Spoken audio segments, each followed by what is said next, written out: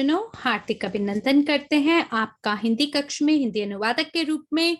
मैं साक्षी मल्होत्रा और मेरे साथ हरमीत सिंह जी। स्वागत है आपका आज के सत्र में।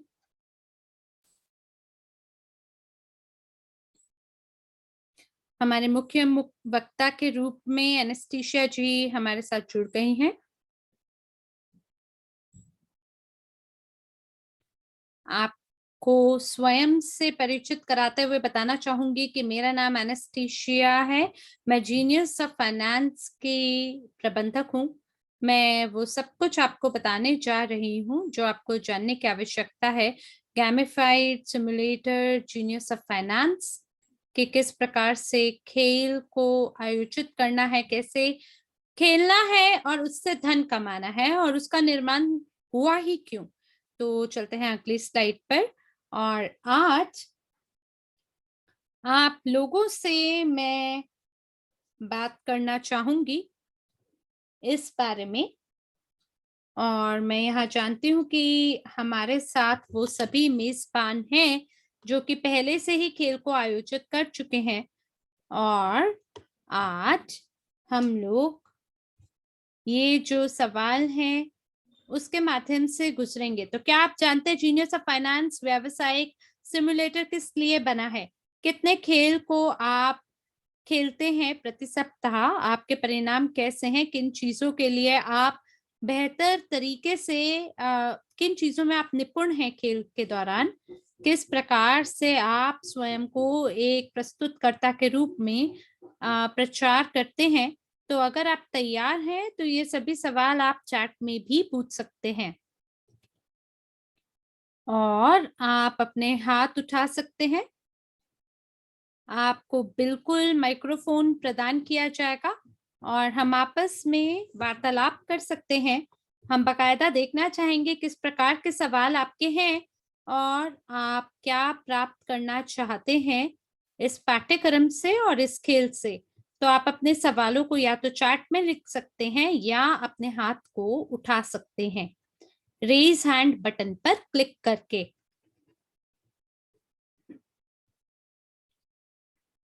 तो देखना चाह रहे हैं हम कि क्या आज आपका कोई सवाल है हमारे लिए। और अगर आपकी कोई भी समस्या रहती है खेल के दौरान या खेल की तैयारी के दौरान और किस प्रकार से आप स्वयं को खेल के प्रस्तुतकर्ता के रूप में आप अपना प्रचार करते हैं और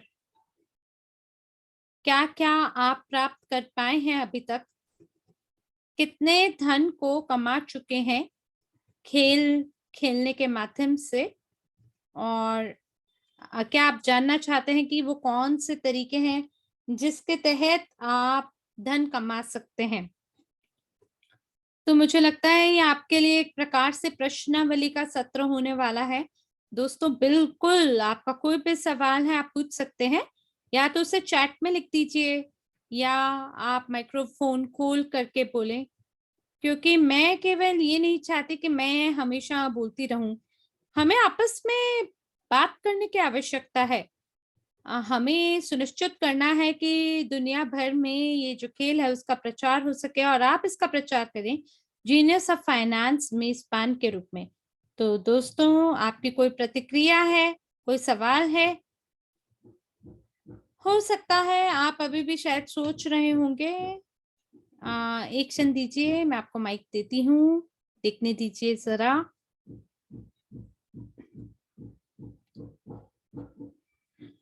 क्रिस जी मैं आपको होस्ट बनाती हूँ, एक क्षण दीजिए।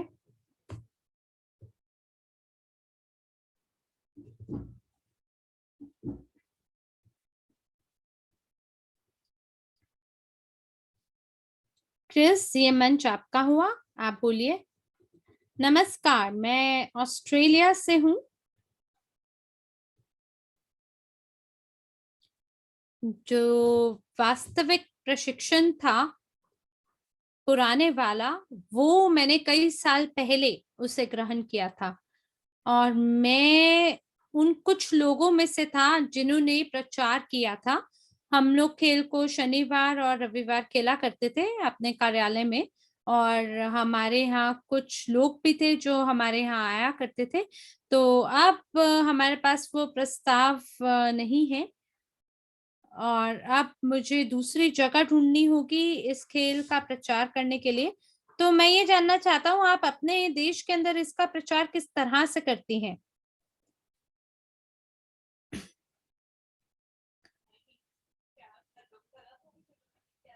जी, अनुवाद करने में थोड़ा समय लगता है, तो इसलिए एनास्टेशिया आपके सवाल को फ़िलहाल लिख रही हैं और कह रही हैं कि मुझे समझ में आ रहा है कि जो सवाल आपने अभी पूछा है, वो बाकी अन्य देशों के लिए भी महत्वपूर्ण होगा।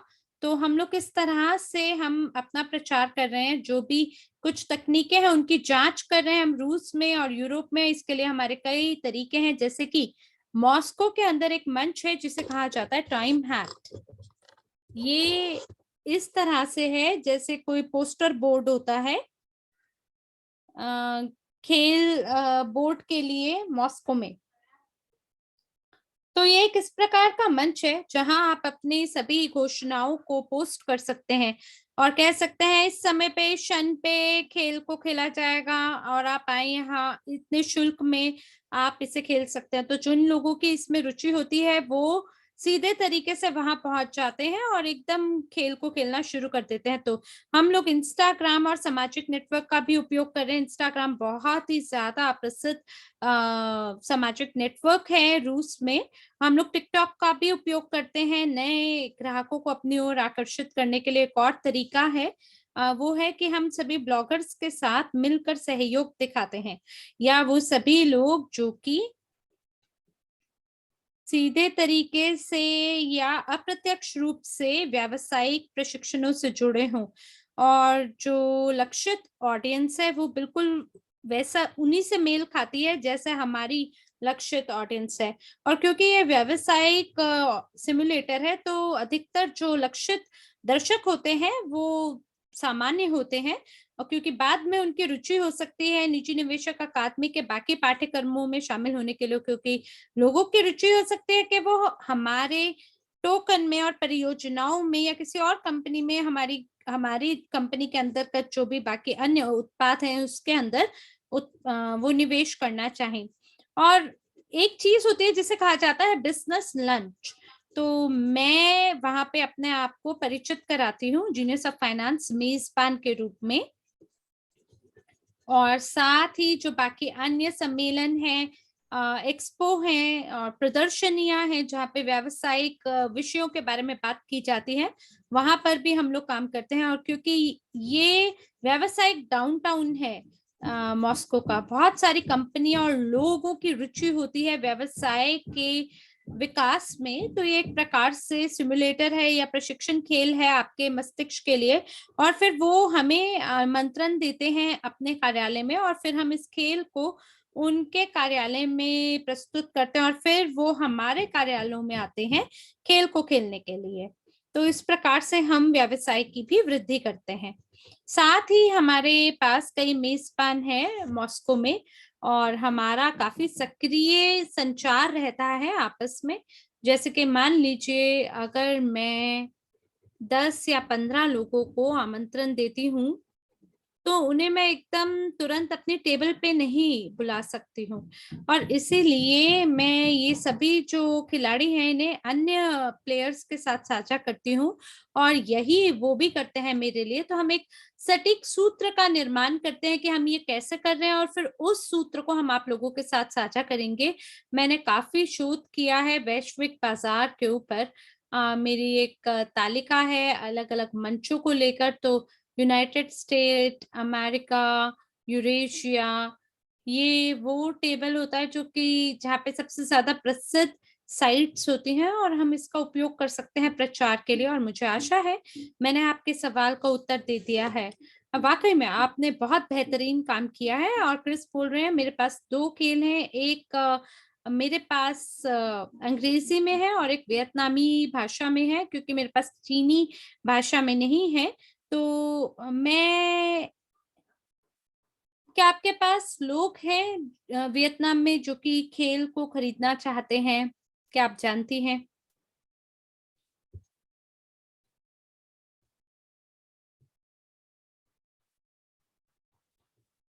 जहां तक वियतनाम का सवाल है, बिल्कुल मैं सूत्र को तैयार कर रही हूँ और ये जो वेबसाइट का सेट है उसकी भी हम तैयारी कर रहे हैं जो कि मेल खाएगा उससे, जिसका हम उपयोग यहाँ पे रूस में भी कर रहे हैं। लेकिन हमारा जो प्रचार की सामग्री है उसको अनुकूल बनाना है एशियन मार्केट के हिसाब से, तो इसके लिए हम लोग लगातार काम कर रहे हैं और शीघ्र अतिशीघ्र हम सभी विपणन सामग्री को आपके साथ साझा करेंगे, जैसे चित्र है, स्लाइड है, कॉपी है या टेक्स्ट है, ये हम आपको प्रदान करेंगे एक प्रकार के टेम्पलेट के रूप में, और उसके आधार पर आप उसमें स्वयं परिवर्तन कर सकते हैं। आप अपनी ओर से उसमें जान पैदा कर सकते हैं, अपनी मान्यताओं को उसमें जोड़ सकते हैं, और ताकि हम सभी लोग अगर उस सामग्री का उपयोग करते भी हैं तो भी आपका एक टुकड़ा उस सामग्री के अंदर जैसे रहे, आपकी एक छाप उस सामग्री में रह जाए। तो धन्यवाद है आपका, और कृपया करके ये बताइए कि जो लैंडिंग फोरम है होस्ट के लिए, क्या आपने उसको भरा है? और मैंने अभी तक जो फॉर्म है वो देखा नहीं है, तो वो बोल रहे हैं कि वो क्रिस बोल रहे हैं कि मैं बहुत व्यस्त रहा आज, और आज के सत्र के बाद जरूर मैं उसको भर दूंगा। कृपया ऐसा जरूर करें और उसके बाद हम हमारी वेबसाइट पे उसे पोस्ट करेंगे, क्योंकि जो लोग हैं लगातार पूछ रहे हैं और हमारे पास अभी तक डेटा नहीं है, लेकिन हम आपस में एकजुट करके एक दूसरे की कोशिशों को आगे बढ़ेंगे, क्योंकि इसके अंदर लगभग 1, 2 या 3 दिन लगते हैं लैंडिंग का निर्माण करने में। क्या किसी का कोई और सवाल है? जरा मैं चार्ट को पढूं। जी हाँ, स्पेनिश कक्ष से एक सवाल आ रहा है।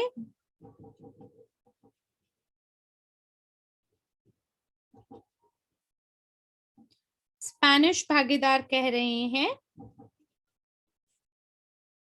मैं ये सोच रहा हूँ कि जो कर है उसका कैसे भुगतान करेंगे हम इसके आधार पर, और बाकी अन्य जो बैंकिंग लोन इंटरेस्ट है उसके बारे में भी बताएं।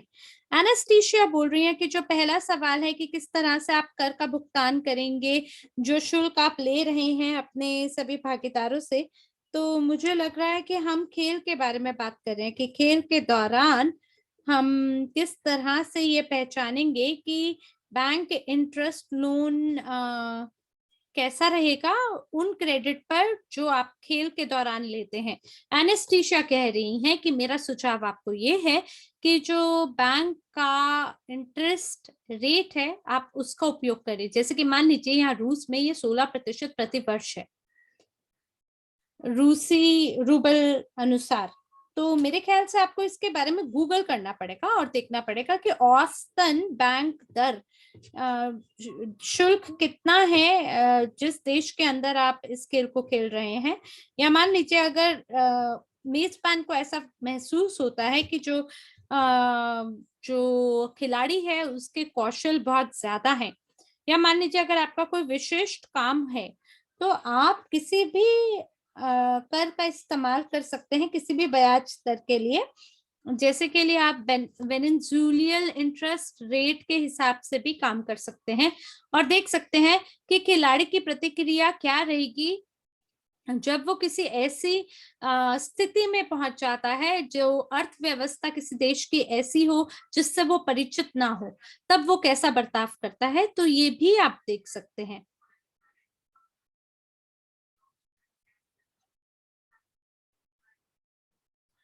तो कर के बारे में क्या?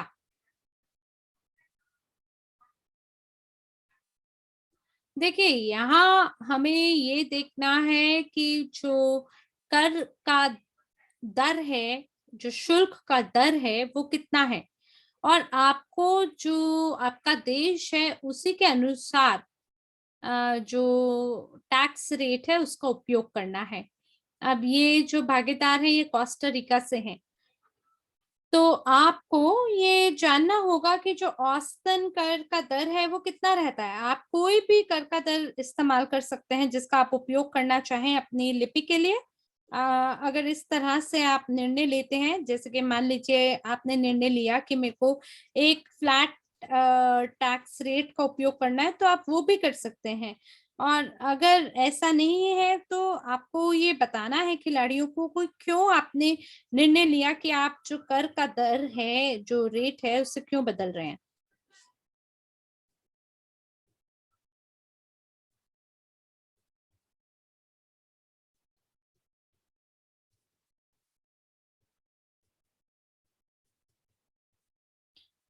नैन्सी ईगा से संदेश आया है, कह रहे हैं कि 1 साल हो गया है और उनका जो खेल का बक्सा है जीनियस ऑफ फाइनेंस, वो उन्हें मिला ही नहीं। उन्होंने उसे गोप्रो पैकेज जनवरी और फरवरी में खरीदा है। उन्होंने कई बार समर्थन सेवा पर भी ये लिखा है, उन्होंने स्क्रीनशॉट मांगे और वो भी उन्हें प्रदान किया गया है, लेकिन अभी तक भी मेरे को मेरा बक्सा नहीं मिला। तो कौन से देश से हैं आप, नैन्सी?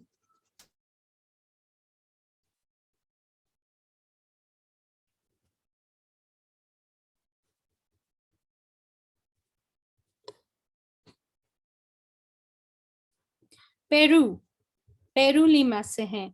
जी हाँ, मुझे आपकी समस्या के बारे में पता है, क्योंकि दरअसल लॉकडाउन हो गया था और हमने शिपिंग को शुरू किया था। कुछ ही सप्ताह पहले हमने शुरू किया है और इससे पहले हम ये कर ही नहीं पा रहे थे। तो आप वेलेरिया को लिख सकते हैं या समर्थन सेवा पे लिख सकते हैं और ये पता लगा सकते हैं कि क्या उन्होंने शिपिंग जो है वो करी है या नहीं।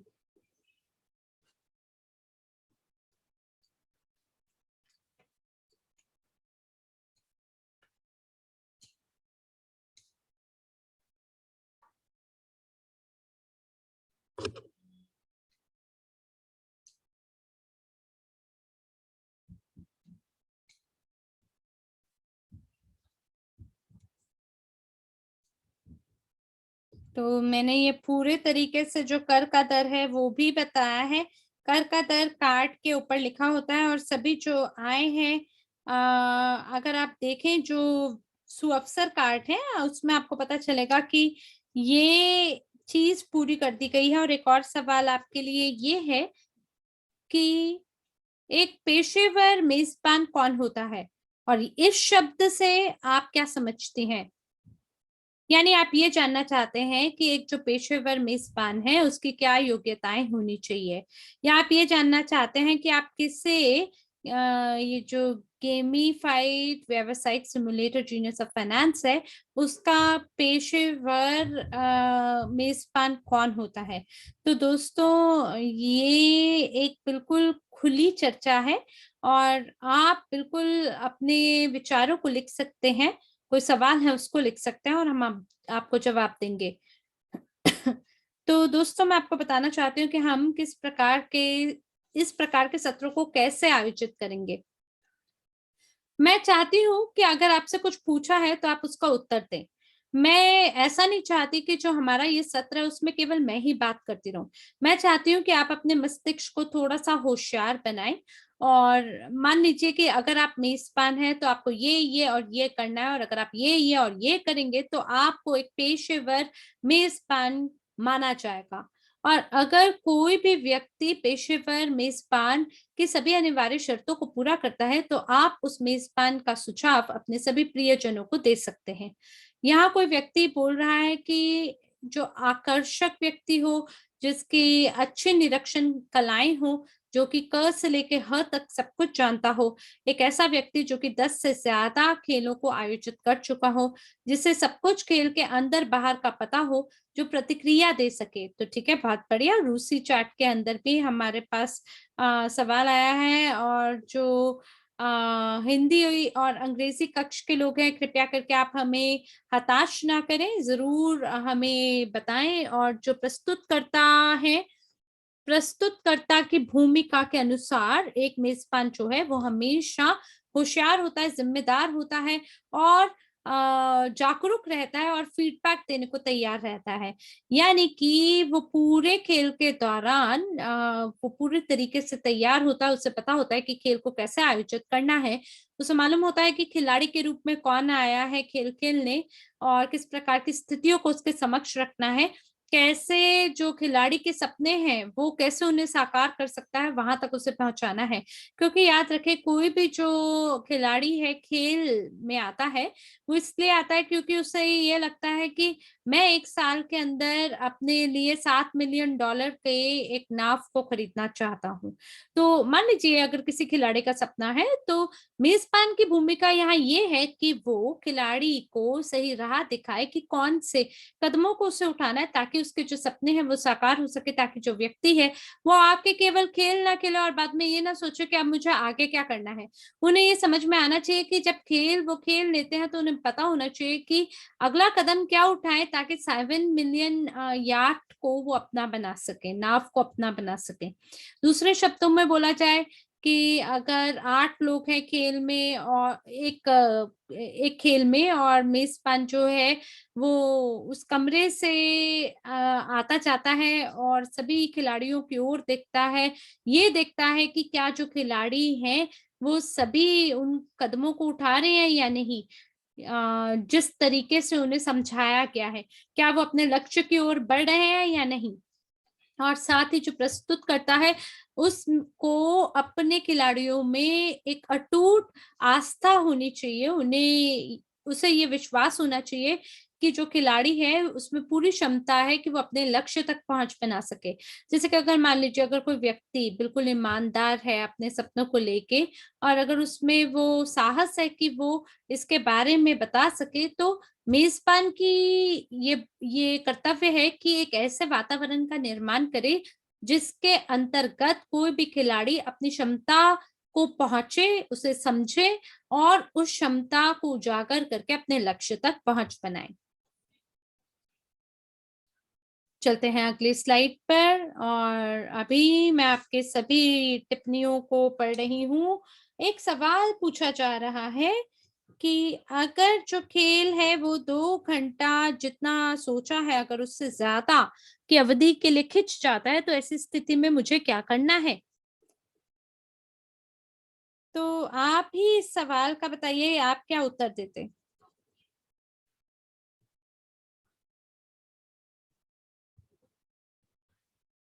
क्रिस बोल रहे हैं कि मैं तो खेल को आगे ही बढ़ाता, लेकिन मैं हमेशा सामने वाले व्यक्ति की से अनुमति लेना पसंद करता कि क्या हमें देर हो रही है, क्या आप और आगे बढ़ना चाहते हैं, क्या हम और आगे बढ़ें। तो हो सकता है कि कुछ लोग जो हैं उन्हें 2 या 3 घंटे की समय अवधि की आवश्यकता होती है, और मैं लोगों की हमेशा अनुमति जरूर लेता हूँ कि 2 घंटा जो है सो पूरा हो गया है, क्या आप यहाँ से और आगे बढ़ना चाहेंगे या हम यहीं रुकें। तो 90% जो लोग हैं वो कहते हैं कि हाँ आगे बढ़ते हैं, और आखिरकार जो खेल है वो बहुत ही उत्साहित होता चला जाता है, रोमांचक होता जाता है। और जब हम देखते हैं कि अगर किसी खिलाड़ी को कोई परिणाम नहीं मिल रहा है, तो परिणाम मिलता है तो उसमें उत्साह आता है, और उत्साह आने पे वो व्यक्ति आगे बढ़ना चाहता है, खेल को आगे बढ़ाना चाहता है। मेरा आपसे सवाल है क्रिस, आप 2 घंटे क्यों लगाते हैं खेल को खेलने के लिए।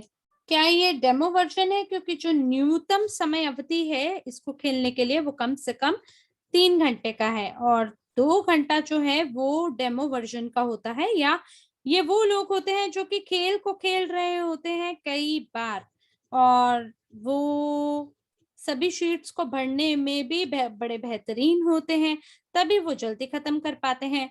तो ये तो एक प्रस्तुतकर्ता का काम है कि वो कितना घंटा के लिए खेल को खिलवा रहा है, 3 से 5 घंटा या कैसे। तो अगर मैं किसी व्यक्ति को 2 घंटे का समय देती हूँ, तो उन 2 घंटों में वो व्यक्ति अपने लक्ष्य तक नहीं पहुंच पाता है, लेकिन उसे बुनियादी रूप से समझ में आने लगता है अच्छा खेल को कैसे खेला जाता है, और हमें ये भी पता चल जाता है कि जो खिलाड़ी है क्या वो आगे बढ़ना चाहता है, जो 4 या 5 घंटे अपने जीवन के वो इस खेल में लगाना चाहता है, जिससे उसके जीवन में कुछ ना कुछ परिवर्तन जरूर आएगा। और जब मेरे अनुभव के अनुसार से अगर व्यक्ति जो है वो 5 घंटे लगाता है खेल में, तो उसको काफी बेहतरीन समझ प्राप्त होती है। उसको ये समझ में आता है कि केवल जो बैंकर है वही निवेश करते हैं, पर अब मुझे समझ में आ रहा है कि सामान्य व्यक्ति भी कर सकता है। तो फिर ऐसी स्थिति में आप उस खिलाड़ी को निजी निवेशक के 8 नियमों से अवगत कराते हैं, और सामान्य रूप से वो व्यक्ति फिर ये पूछता है कि मेरे को अपने धन को कहाँ लेकर आना है, मेरे को इसके बारे में और भी ज्यादा टटोलना है। तो ये एक काम होता है मेजबान का। और मेजबान जो है हमेशा आपको सच्चाई बतानी चाहिए। और अगर आपने 2 घंटे के बारे में किसी खिलाड़ी को बोला है तो ये आपकी समस्या है, क्योंकि 2 घंटे के अंदर तो खेल पूरा ही नहीं होता है। और अगर आपने 5 घंटे का समय बोला है खिलाड़ी को, क्योंकि आपने लंबी ब्रेक ली है, तो आपको पहले से ही बताना बहुत जरूरी है। देखने की जरूरत है कि क्या लोग और 20 से 30 मिनट ज्यादा रुकने को तैयार है। अगर हाँ, तो आप आगे बढ़ सकते हैं, अगर नहीं तो आपका काम है मेजबान के रूप में कि आप वो सभी चीजों को करें ताकि जो समय अवधि आपने लगाई है उसी के उसी के अनुसार आप अपने खेल को पूरा करें, और इसलिए आपको अपने खेल की गति को बढ़ा देना चाहिए।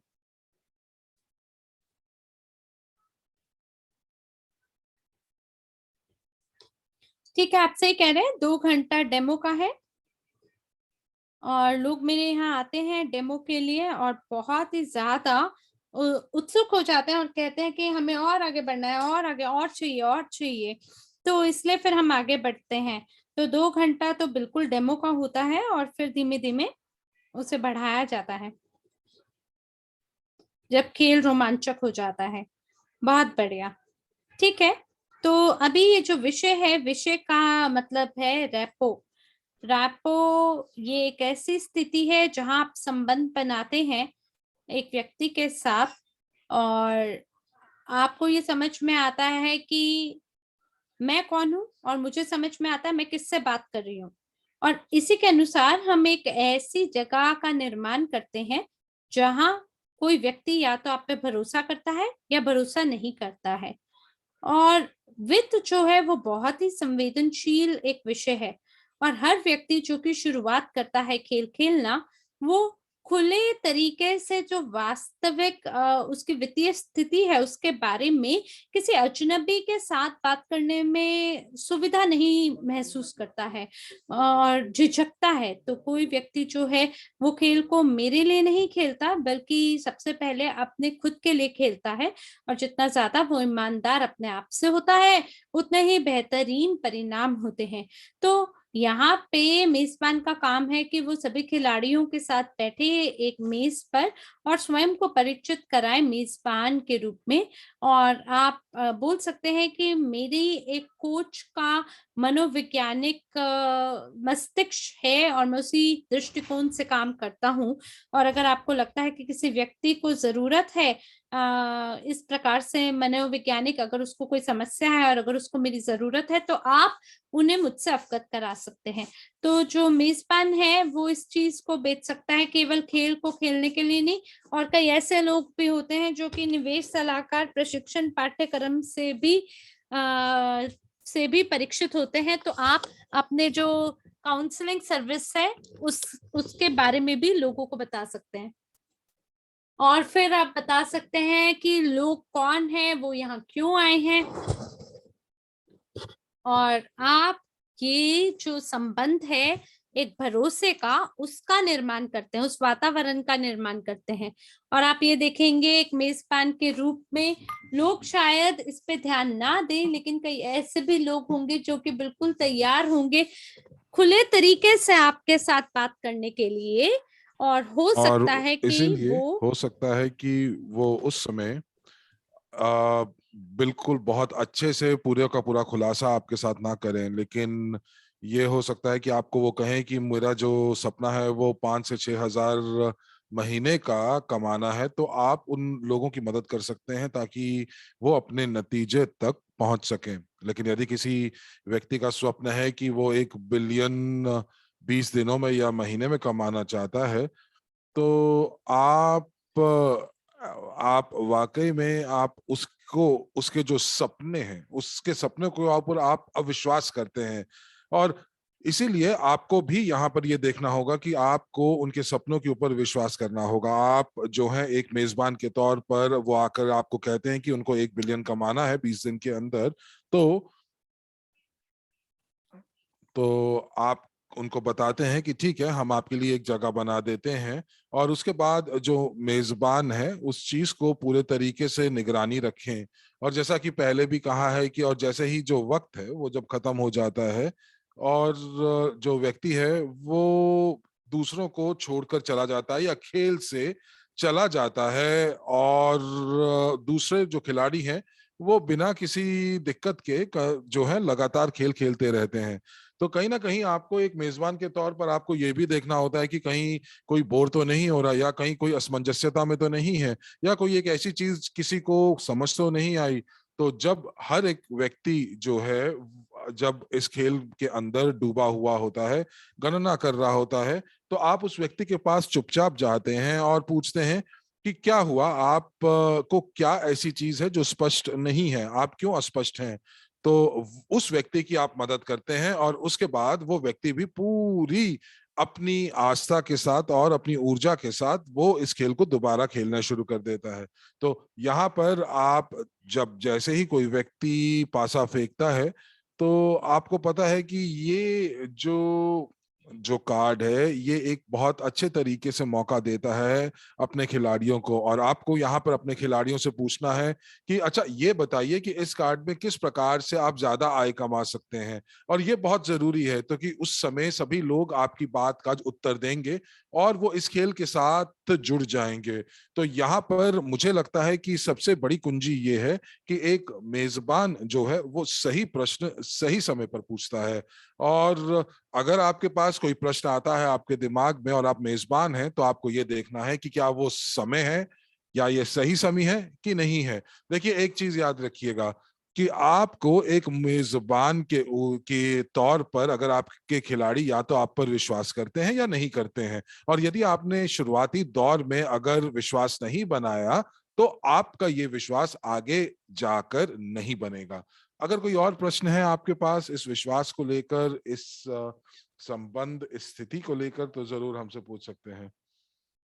जी नहीं, क्रिस कह रहे हैं बिल्कुल सही, बहुत बढ़िया। और यहाँ पर किसी ने लिखा है कि जो जो दूसरी जो जो स्थिति है खेल के अंदर वो वाकई बहुत अच्छी है। धन्यवाद क्रिस आपकी प्रतिपुष्टि का, आपके फीडबैक का।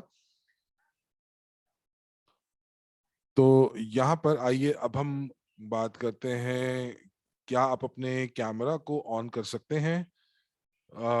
क्रिस, क्या आप तैयार हैं आप इस डेमो में भाग लेने के लिए क्रिस, या कोई और जो है?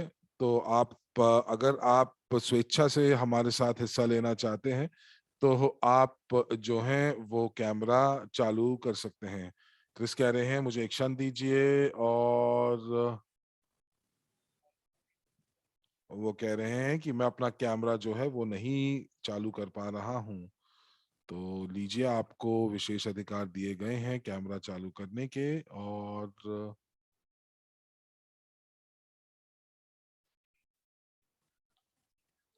तो तो क्रिस आप हैं हमारे साथ, तो और कोई है जो अंग्रेजी कक्ष से क्रिस के साथ स्वेच्छा से आगे जाना आना चाहता है, ताकि हम लोग इस अभ्यास को कर पाएं? तो मसल अब्बासी, क्या आप दूसरे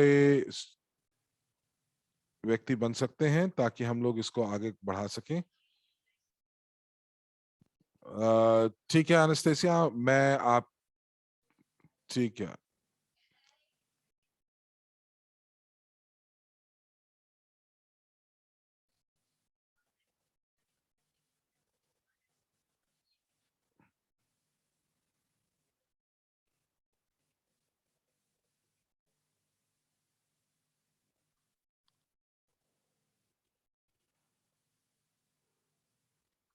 हम इंतजार कर रहे हैं, इंतजार कीजिए। तो एनास्टेसिया कह रहे हैं कि हम लोगों को ऐसे व्यक्ति चाहिए जो कैमरा अपना चालू कर सकें।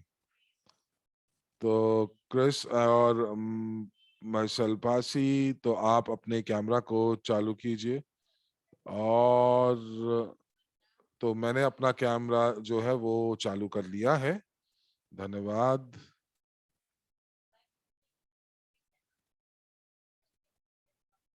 तो यहाँ पर कुछ निर्देश आ रहे हैं कि वीडियो नहीं चल पा रहा है।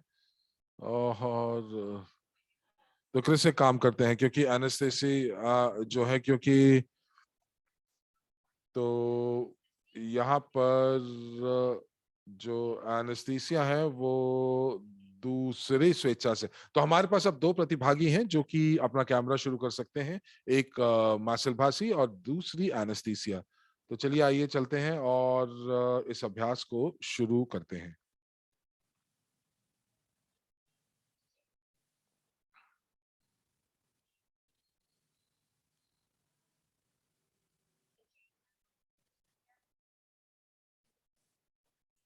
आप इंतजार कीजिए। हम लोग जो मॉडरेटर जी हैं वो मॉडरेटर जी काम कर रहे हैं, क्योंकि यहाँ पर दिक्कत ये आने वाली है कि मैसल बासी जो है वो जो है वो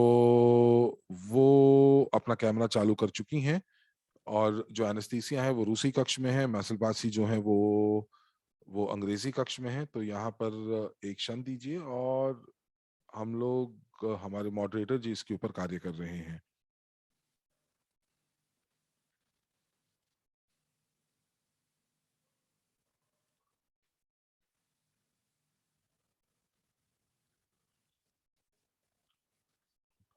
हमें एक क्षण दीजिए, क्योंकि हम लोग यहाँ पर स्क्रीन शेयर को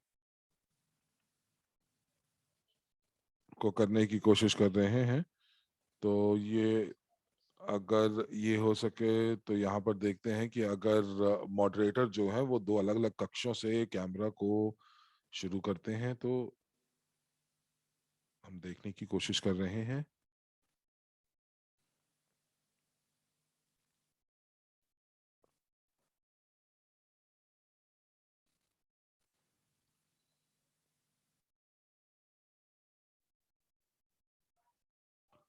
बहुत बढ़िया। तो मार्शल बासी, हम लोग इसको तकनीकी तौर से नहीं किया जा सकता है, तो ये अभ्यास शायद नहीं होगा।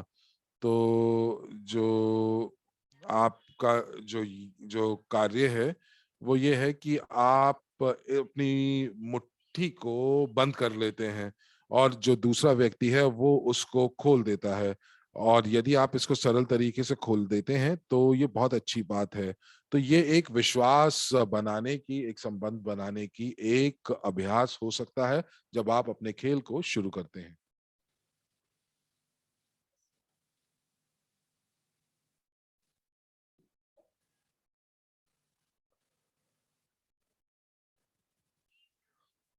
तो मैं यहाँ पर अब आपको बताने वाली हूँ ये इस विषय के बारे के अंदर। और ये विषय है कि आपका दृष्टांत क्या होता है, और ये दृष्टांत जो है ये किस प्रकार से दूसरे लोग आपको देखते हैं। तो यहाँ पर हम लोग, मैं आपको बताती हूँ।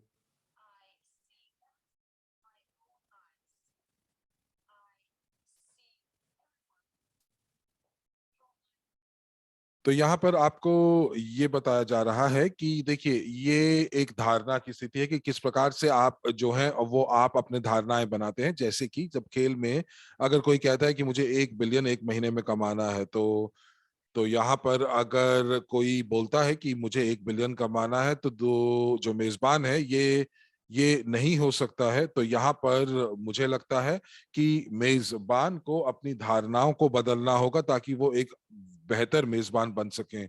और यहाँ पर ये जो आपकी मनोधारणा है, मनोस्थिति है, ये जब आप एक मनोस्थिति से दूसरी स्थिति पर बहुत आसानी से चले जाते हैं, तो इससे क्या होता है? इससे ये होता है कि टेबल के ऊपर जो आप अपना संचार कर रहे हैं, कम्युनिकेशन कर रहे हैं,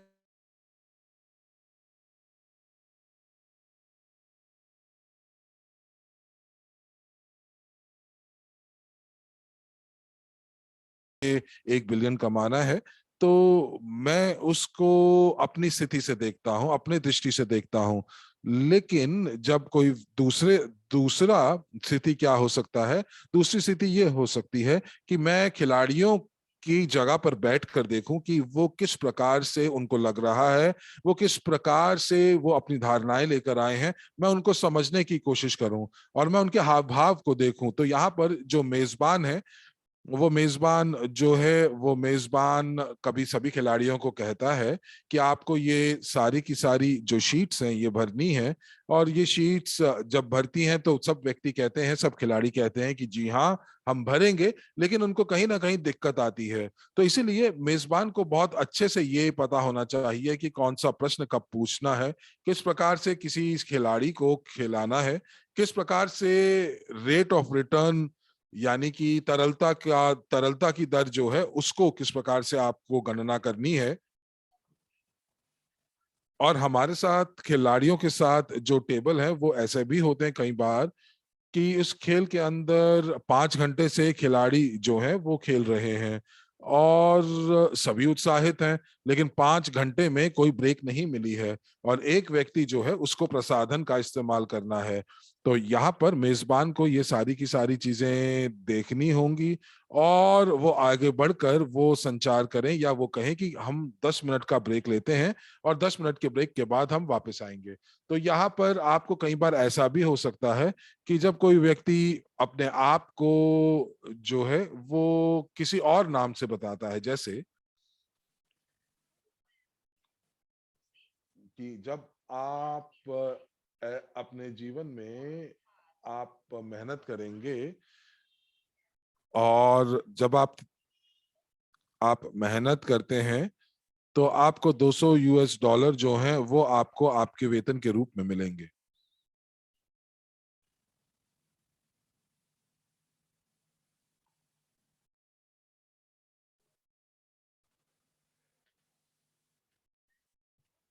जब कोई व्यक्ति आप जो भी कह रहे हैं उसके ऊपर विश्वास नहीं करता है, जब कोई खिलाड़ी अपने सफलता के ऊपर विश्वास नहीं करता है कि वो अपनी सफलता तक पहुंच पाएगा, और इसीलिए आपको किसी तीसरे व्यक्ति के बारे में बात नहीं करनी चाहिए बल्कि उसी व्यक्ति के बारे में बात करनी चाहिए। और जब मैं ऐसे ऐसे हाव भाव करता हूं तो मुझे नहीं लगता कि मेरे जो नतीजे हैं मुझे प्राप्त हो पाएंगे। तो जब कोई व्यक्ति ये कहता है कि जब इसको किसी व्यक्तिगत तरीके से समझाया जाता है तो उसको ये वाकई में समझ में आता है कि उसके साथ क्या दिक्कत है या उसके साथ क्या उसकी उसकी मनोवृत्ति में, उसकी मनोस्थिति में क्या क्या जो चुनौतियां आ रही हैं। और आप जैसे कहते हैं कि यदि मैं ये कार्य करूंगा तो मुझे ये नतीजे मिलेंगे, तो ये एक अलग प्रकार से आपकी जिम्मेदारी है। यहाँ पर एक व्यक्ति आपको ये बोलता है कि मैं 1 बिलियन कमाना चाहता हूं पर मुझे इस पे विश्वास नहीं है कि मैं कमा सकता हूं। तब आप उनसे ये प्रश्न पूछते हैं कि अच्छा ऐसा है, तो आपको ऐसा क्या करना चाहिए जिससे आपको ये विश्वास हो कि आप ये कमा पाएंगे, इस राशि को कमा पाएंगे। तो व्यक्ति उत्तर देता है कि मुझे लगता है कि मुझे कुछ शिक्षा प्राप्त करनी चाहिए जिसकी वजह से मुझे पता चलेगा कि मुझे किस प्रकार से निवेश की दुनिया में निवेश करना है, शायद प्रॉफी निवेशक के माध्यम से या निवेश सलाहकार के माध्यम से, इन पाठ्यक्रमों के माध्यम से। तो यहाँ पर आप सटीक तौर से प्रश्न का उत्तर पे पहुंच जाते हैं। तो यहाँ पर अब आपको ये देखना है कि आप कौन सी धारणा की स्थिति से किस धारणा की स्थिति में किस प्रकार हस्तांतरित करते हैं, इस स्थितियों का किस प्रकार रूपांतरण करते हैं। आपको हमेशा अपने, अगर आपके टेबल के ऊपर खिलाड़ी 8 बैठे हुए हैं तो सभी 8 खिलाड़ियों की क्या मनोदशा है ये आपको महसूस करनी चाहिए उनकी जगह पर बैठकर। जी हाँ, धन्यवाद। ये बिल्कुल स्पष्ट हो चुका है कि हम लोगों को, और आइए अगली स्लाइड के ऊपर चलते हैं। और हमारे पास एक जो तृतीय स्थिति भी होती है, यानी कि यहाँ पर हम लोग एक कैमरा या एक व्यक्ति जो है वो बैठा हो सकता है और आप इस खेल को देख रहे होते हैं बिना किसी हाव भाव के, बिना किसी धारणाओं के, बिना किसी भावनाओं के। तो आप यहाँ पर जब बैठते हैं तो आप ये देखते हैं कि क्या जो खिलाड़ी को वाकई बहुत अच्छा लग रहा है इस टेबल के ऊपर, तो आप अपनी फीडबैक को, प्रतिपुष्टि को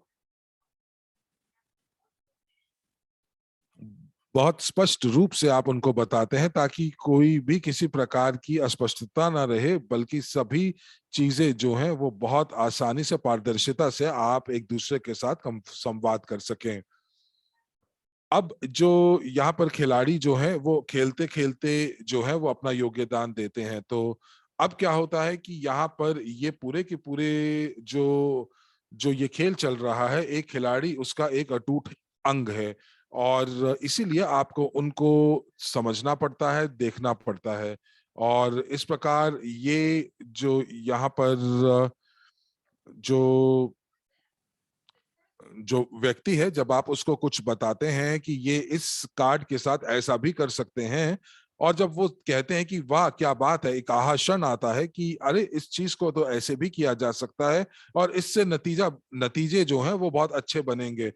तो ये जो है एक प्रकार से उस व्यक्ति का, जो खिलाड़ी का जो एक प्रकार से धारणा है, उसको बदलने में मदद करता है, और साथ ही साथ वो आपके ऊपर विश्वास करना शुरू कर देता है कि आप जो हैं उसके साथ खेल रहे हैं और उसको सारी की सारी चीजों को स्पष्ट कर रहे हैं। तो मुझे उम्मीद है कि ये भी आपको बहुत अच्छे से समझ आ गया होगा।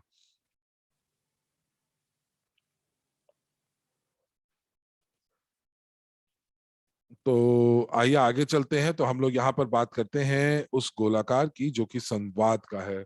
तो आपको यहाँ पर संचार का, संवाद का इस गोले को समझना होगा। तो ये किस प्रकार से कार्य करता है? तो यहाँ पर जब किसी व्यक्ति को, जब भी आप कुछ बताते हैं, तो वो एक उसके लिए इनपुट बन जाता है, और यहाँ पर वो अपने अनुभवों के हिसाब से उसको आप जो है देख सकते हैं, महसूस कर सकते हैं। तो यहाँ पर अलग अलग तरह के व्यक्तित्व जो हैं वो आते हैं। तो एक एक आता है टेलीकनेक्टिस व्यक्तित्व। ये एक ऐसे लोग होते हैं जो कि हर एक चीज को छू कर देखना चाहते हैं। तो यहाँ पर अगर आपके साथ ऐसे कुछ लोग हैं जो कि टेलीकिनेटिक्स होते हैं, तो जैसे ही मेजबान जो है वो इसको पढ़ता है कि ये जो जो कार्ड है उसके बारे में बताते हैं, तो आप, अगर आपको लगता है कि ये जो व्यक्ति है ये टेलीकनेक्टिस है, तो आप वो कार्ड उसको आगे बढ़ा देते हैं, आप उनके उनके हाथ में ये कार्ड देते हैं, वो उनको उनको छूते हैं, उनको स्वयं पढ़ते हैं, और तभी वो समझ पाते हैं, और उसके बाद ही वो पूरी की पूरी जानकारी का प्रसंस्करण करते हैं और अपने खेल को आगे बढ़ाते हैं। तो आपको ऐसे लोगों को ढूंढना होगा अपने टेबल के ऊपर।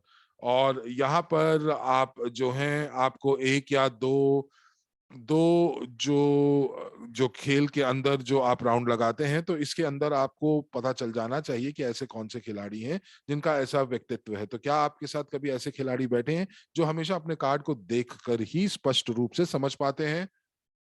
ये बहुत जरूरी होता है, क्योंकि यदि ये कोई भी व्यक्ति जो है इस जानकारी को नहीं समझता है, तो उनके लिए खेल खेलना बिल्कुल जो है आ, वो व्यर्थ हो जाएगा।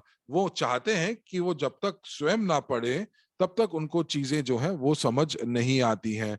तो यहाँ पर आप जो हैं अपने जो कार्ड्स हैं वो कार्ड आप उनको दे सकते हैं। और कुछ लोग ऐसे भी होते हैं जो कि सुनते हैं, वो बहुत अच्छे से सुनते हैं, और वो सुनते रहते हैं, तो वो सुन सुनकर, आपकी बातों को सुनकर वो आगे अपनी रणनीति बनाते हैं। तो जब आप कोई जानकारी देते हैं, तो आपको ये वाकई में बहुत शीघ्र, अतिशीघ्र तरीके से करना होगा। अब चूंकि वो इसलिए क्योंकि ये हर एक व्यक्तित्व अलग अलग होता है, तो जो लोग सुनकर काम करते हैं, तो उनकी जो गणना की शक्ति होती है वो वाकई बहुत तेज होती है। अब दुबई के अंदर एक समारोह था, और यहाँ पर जब आप कोई जानकारी देते हैं, तो हर एक कार्ड को हम लोगों ने,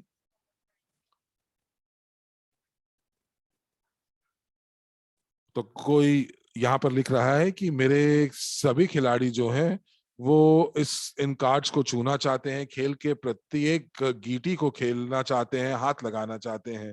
देखिए, ऐसा हर व्यक्ति के साथ नहीं होता है, लेकिन कुछ व्यक्तियों के साथ ऐसा होता है, क्योंकि वो इस पूरी की पूरी जानकारी को पेशेवर जानकारी के रूप में मानते हैं। और यहाँ पर आपको ये देखना होगा कि जो वो खेल खेल रहे हैं वो इस चीज का दृष्टिकोण है कि उनके उस समय उनका खेल के अंदर क्या पेशा है। अब जैसे अगर मैं ये कहता हूं कि मेरे पास एक वकील का कार्ड आया है, पेशे का कार्ड आया है, और यहाँ पर जैसे ही टेबल पर अगर कुछ दिक्कत आती है तो जो वकील है वो वकील कहता है कि मैं आपकी मदद कर सकता हूं। और यहाँ पर यह हमारे साथ भी ऐसा हुआ कि एक जो खिलाड़ी है, उस खिलाड़ी जो थे वो वकील थे और उनके पास वकील का पेशे का कार्ड आया। और जब जब टेबल के ऊपर जब कोई समस्या पैदा हुई तो उन्होंने उस दूसरे खिलाड़ी की मदद की और उसके बाद उनको समझाया और सारी की सारी चीजें सबको यकायक समझ आ गईं। तो यहाँ पर कई बार संस्कृति के आधार के ऊपर भी धारणाएं बनती हैं, और ये धारणाएं जो हैं आपके विश्वास के ऊपर हैं। जैसे कि अगर मेरी धारणा है कि क्रिप्टो करेंसी बेकार है और आप इस जो है ये धोखाधड़ी का एक पिरामिड की स्कीम है, तो आप जो है आप उनको कुछ भी कर लीजिए, वो क्रिप्टो करेंसी के ऊपर विश्वास नहीं करेंगे। तो यहाँ पर आप उनको बताते हैं कि इस खेल को खेलते हैं, खेलते हुए आप जो है 100% से 200% जो है आप वृद्धि पा सकते हैं। तो जब लोगों को 100% 200% वृद्धि दिखती है तो व्यक्ति ये कहता है, जो बैठा हुआ है वो ये कहता है कि ये तो सच नहीं है, ये तो हो ही नहीं सकता, ये तो बहुत ही बेकार खेल है। लेकिन आपको एक मेजबान के तौर पर उनको ये बताना होता है कि ये बाजार किस प्रकार काम करता है, और आपको जानकारी इस प्रकार देनी होती है, ऐसी जानकारी जो उनको समझ आ सके। और ये व्यक्ति जो है वो स्वयं सोचकर समझकर इन चीजों को समझता है। वो गणना करने में समर्थ हो जाते हैं कि किस प्रकार से वो अपने जो जो गणना है कि उनको जितने रिटर्न्स मिल रहे हैं, धन वापसी मिल रही है, वो कितनी मिल रही है। तो यहाँ पर आपको उनको ये बताना होता है कि यदि आपने $100 का निवेश किया है तो $100 में से आपको हर महीने 2 या 3 या $5 आएंगे और आपके $100 भी पड़े रहेंगे। तो यहाँ पर बहुत सारे लोग ऐसे भी हैं जिनके पास अपनी ये कहानी को साझा करने का भी मौका दिया जाना चाहिए। जैसे यदि कोई व्यक्ति अगर क्रिप्टो करेंसी के अंदर ट्रेडिंग कर रहा है तो वो अपने फोन को खोलकर सभी खिलाड़ियों को दिखा सकता है कि ये देखिए मैंने यहाँ पर निवेश किया हुआ है और इतना इतना मुझे धन वापसी हो रही है।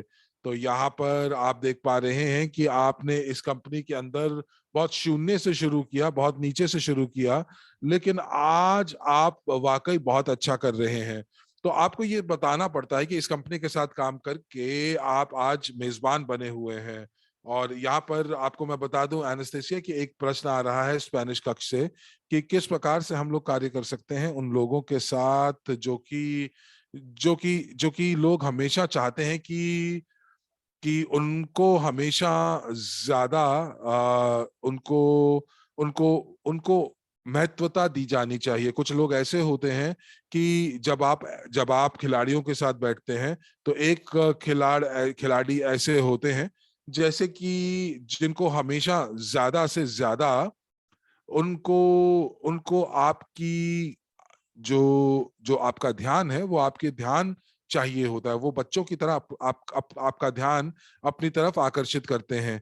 तो एनेस्थीसिया कह रही है यदि आप मुझे थोड़ा सा कुछ उदाहरण दे सकते हैं कि किस प्रकार के ये व्यक्ति हैं तो शायद मैं आपको बता सकती हूँ। तो जब तक हम लोग इस प्रश्न का उत्तर देते हैं तो मैं यहाँ पर आपको कुछ ऐसे सामान्य प्रश्नों का उत्तर देते हैं। तो यहाँ पर हमारे पास प्रतिपुष्टि आ गई है स्पेनिश कक्ष से। तो यानी कि जैसे कि अगर कोई व्यक्ति जो है वो आपके निर्देशों को सुनता नहीं है, और वो निर्देशों को सुनता नहीं है तो उसको समझ नहीं आ रहा होता। तो जब आप उनको बता रहे होते हैं कि किस प्रकार से बैलेंस शीट को भरना है, लेकिन जो जो व्यक्ति है वो व्यक्ति बैलेंस शीट भरना नहीं सीख पाता है, तो आप क्या कर सकते हैं? देखिए, आप ऐसा कर सकते हैं कि आप जो है एक कार्ड उस व्यक्ति को दे सकते हैं जो कि जिसने अभी पासा फेंका है, आप उसको कार्ड देते हैं और आप उस व्यक्ति के पास जा सकते हैं जिनको ये दिक्कत है, और उनको बता सकते हैं कि क्या चल रहा है इस खेल के अंदर, और वो भी इसको खेल सकते हैं।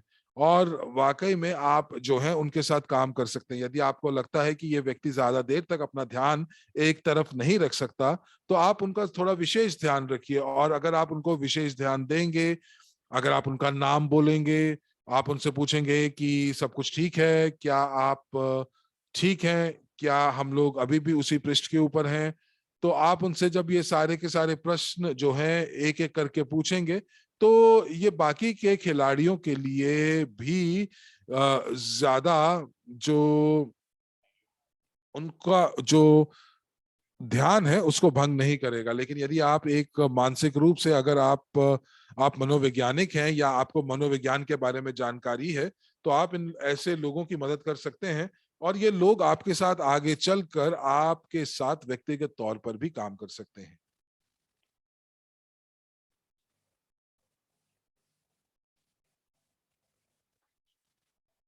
चलिए आइए हम लोग अगली स्लाइड के ऊपर चलते हैं और आगे देखते हैं।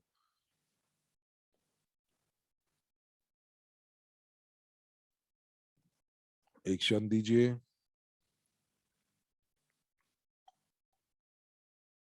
आइए अगली स्लाइड पर चलते हैं, क्योंकि हम लोगों ने इस स्लाइड के ऊपर बात कर ली है कि कितने प्रकार के लोग सीखने वाले होते हैं।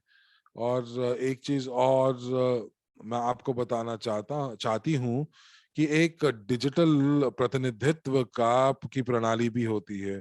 तो ये कैसे काम करती है कि जब भी कोई खिलाड़ी जो है वो अपने खेल खेल रहे हैं और वो सारी की सारी चीजें बहुत अच्छे से लिख रहे हैं, वो हर एक चीज के लिए बुलेट पॉइंट्स बनाते हैं, और वो जो जो जितने भी फॉर्म्स उनको दिए जाते हैं उनको बहुत सही तरीके से उनको भरते हैं।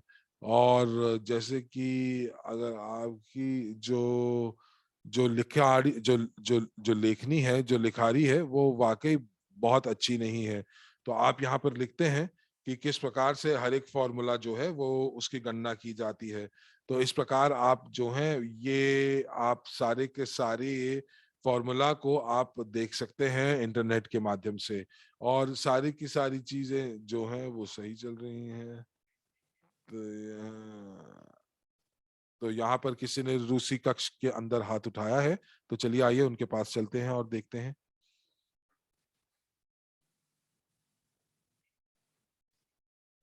एक क्षण दीजिए हमें।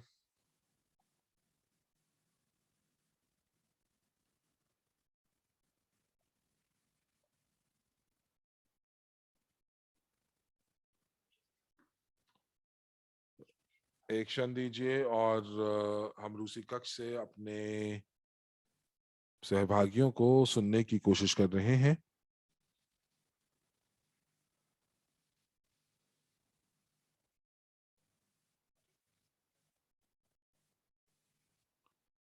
क्या ये सभी को स्पष्ट हो चुका है कि हम लोगों को किस प्रकार से लोगों को विभाजित करना जो सीखना चाहते हैं? जैसे कुछ लोग देख कर सीखते हैं, कुछ लोग सुनकर सीखते हैं, कुछ लोग डिजिटल प्रणाली से सीखते हैं, कुछ लोग छू कर सीखते हैं। तो हम लोगों को ये बहुत महत्वपूर्ण है, क्योंकि हम लोगों को ये जानना चाहिए कि किस प्रकार से ऐसे लोगों के साथ हम लोगों को कार्य करना है। और यदि आप एक मेजबान के रूप में ऐसे लोगों को आप देखते हैं, तो आप जो है, तो ये आपकी जो मदद करेंगे कि आप दूसरे खिलाड़ियों के करीब आ पाएंगे और उनकी क्षमताओं के बारे में ज्यादा ज्ञान प्राप्त कर पाएंगे। और यहाँ पर एक चीज और बढ़ेगी, और वो ये कि वो आपके ऊपर विश्वास करेंगे, आपके कौशल के ऊपर विश्वास करेंगे। तो यहाँ पर अगर आपके पास कोई प्रश्न है तो आप ये प्रश्न हमसे पूछ सकते हैं। और हम बाद में अलग अलग प्रकार के खेल की स्थितियों को देखेंगे, व्यावसायिक कार्ड और बाकी अन्य चीजों को। तो ये 1 घंटे का सत्र होना चाहिए था। तो बिल्कुल आप अपने सवालों को लिख सकते हैं, और जितने ज्यादा विस्तृत आपके सवाल होंगे उतना उच्च योग्यतापूर्ण मेरी प्रशिक्षण होगा।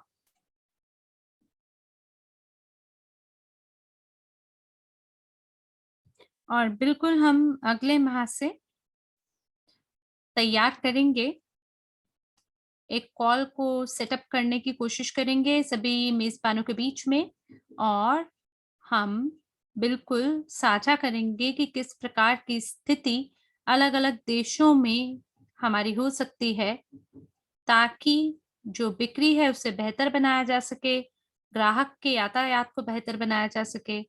तो मेरा एक सवाल है कि क्या आप कुछ और जानकारी प्राप्त करना चाहते हैं खेल की स्थिति को लेके, कार्ड को लेके या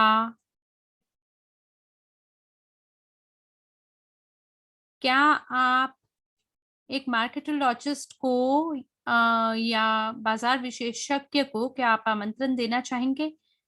और मुझे आशा है कि हमारा एक सत्र ज़रूर होना चाहिए मार्केटिंग स्पेशलिस्ट के साथ ताकि वो ये देख सके कि किस प्रकार का प्रचार सामग्री हो सकती है।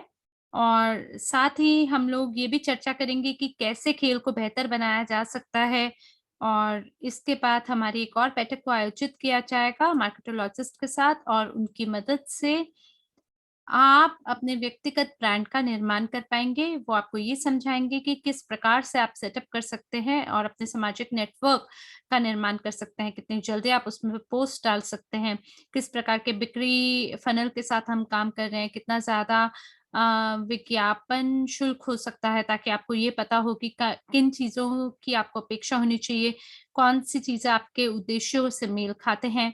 तो यहाँ स्पेनिश कक्ष के अंदर हमारा एक सवाल है क्या कोई डेडलाइन है सभी जो परीक्षण सवाल हैं उनका उत्तर देने के लिए? देखिए, यहाँ कोई डेडलाइन नहीं है, समय अवधि नहीं है, आपको बस अपनी गति अनुसार काम करना है, क्योंकि जितनी जल्दी आप इसे करेंगे उतना बेहतर ये और आसान ये आपके साथ होगा कि आप मेज़बानों के साथ काम कर सकें जो कि बहुत ज़्यादा खेलों को आयोजित कर रहे हैं और आप और भी विस्तृत सवालों का हम आपको जवाब देंगे और मेरे सभी जो सहभागी हैं, वो अपने अनुभवों को आपके साथ साझा करेंगे और बताएँगे कि इस या उस स्थिति में किस तरीके से काम करना है। तो कोई बोल रहा है कि हमें बिल्कुल बाज़ार विशेषज्ञ को आमंत्रण देना चाहिए और फिर वहाँ से आगे बढ़ना चाहिए। बिल्कुल, मैं आपकी बात से सहमत हूँ, क्योंकि अभी तक पर्याप्त जो फ़ॉर्म है आपके द्वारा जो भरे जाने चाहिए थे, वो मेरे पास नहीं आए हैं। मैं आपके सामाजिक नेटवर्क अकाउंट का भी अनुसरण कर रही हूँ, लेकिन खेल की कोई भी खेल का कोई भी आपने आयोजन नहीं किया है। आप कंपनी में हैं इसलिए मुझे पता है कि आप एक लॉयर हैं। वरना मुझे कभी ये पता नहीं चलता कि आप जीनियस ऑफ फाइनेंस के मेज़बान हैं। आपको अपने आप को ज़्यादा कि लोग आपको देख सकें, आपको उस अनुसार अपने आप को बनाना है। अब देखिए, अगर आपने खेल को खरीदा है, प्रशिक्षण पाठ्यक्रम को खेला है, तो आपको अपने नाम की घोषणा करने की ज़रूरत है पूरी दुनिया को। उसपे एक बयान आपको देना चाहिए, एक तरह से आपको लोगों को सूचित करना चाहिए और उसी के आधार पे आप धन कमा सकते हैं।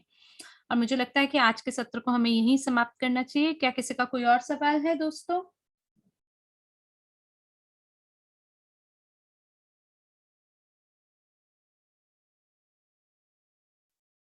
जी, क्रिस आप अपना सवाल पूछ सकते हैं, धन्यवाद है। आपका समय देने के लिए बहुत ही अद्भुत प्रशिक्षण था। मेरे को आपके जो शैली है, मैं उससे बहुत ही प्रभावित हूँ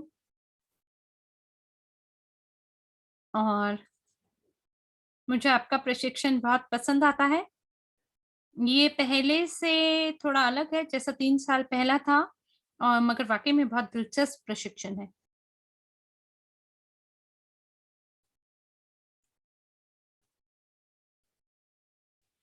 तो ये सवाल नहीं है, एक प्रकार की टिप्पणी है ना?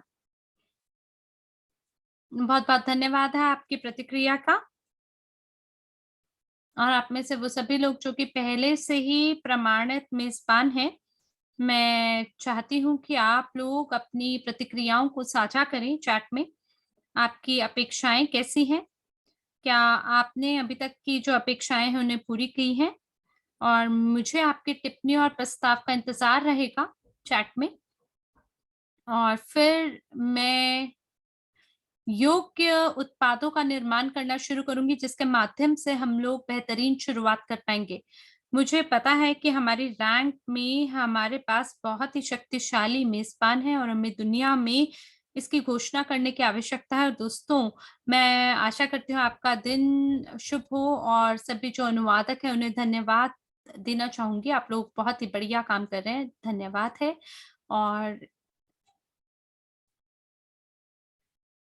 और इसी के साथ हम हमारी वाणी को यहीं विराम देते हैं और आशा है कि अगले सत्र में आपके साथ नए जोश और उमंग के साथ पुनः मुलाकात होगी। तब तक के लिए आप लोग का जीवन और समय आनंदमय और मंगलमय हो। इन्हीं शुभकामनाओं के साथ मिलते हैं अगली बार।